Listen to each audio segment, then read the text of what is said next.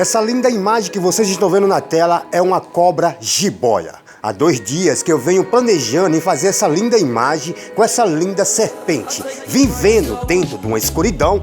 Agora sim ela segue o destino para a sua mata nativa. Veja na imagem, ela andando entre a areia e vai subir o tronco de coqueiro com destino à mata.